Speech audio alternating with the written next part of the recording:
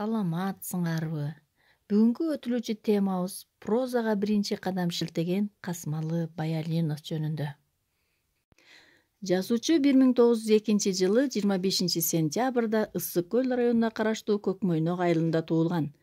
Жаш кезинен ата-энесинен ажырап, туугандарынын колунда чоңоет. 1916-жылкы көтөрүлүштө качкындар менен бирге Кытайга барат.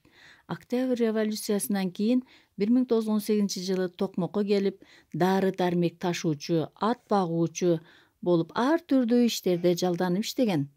1919-жылы Ташкенттеги 6 айлык советтик партиялык курсту аяктайт. 1921-25 жылдары Алматыдагы Казак-Кыргыз агартуу институтунда окуган.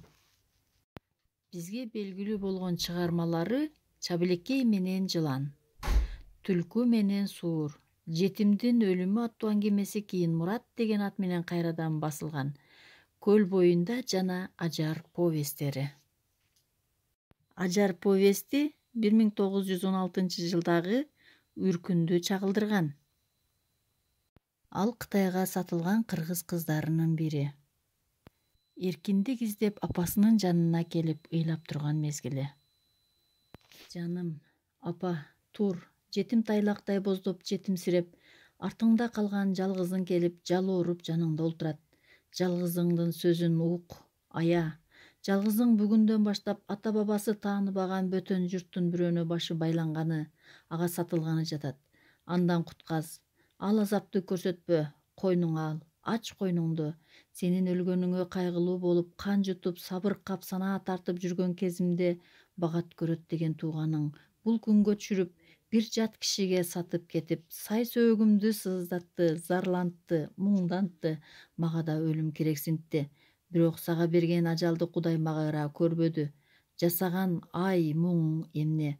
Анык бар болсоң, мени эмне көрбөдүң? Кантейин, эң болбогондо тең түш болсо кыздын барар жери күйөө дегендей, жаттыгына карабай мейли деп да коер элем. Бирок ал маркум атамдан да карыган киши экен. Ага канткенде барам, кантип аны өмүрлүк жолдош кылам, андан канткенде кутулам, кимден кеңеш, кимден жардам сурайм? Айт апа, мага айлатап, менин сенден башка барар жерим, таянар тоом, жашынар караган бутам калбай калды.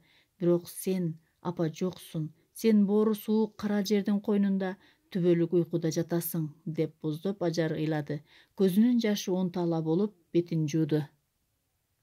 Чыгарманын акыры Ажардын ийин талаада ач каршыларга жем болушу, өлүмү менен аяктайт. Ажар повестин жазган Касмалы Баялинов 77 жаш курагында Фрунзе шаарында дүйнөдөн кайтты. Көңүл бурганыңыздарга рахмат.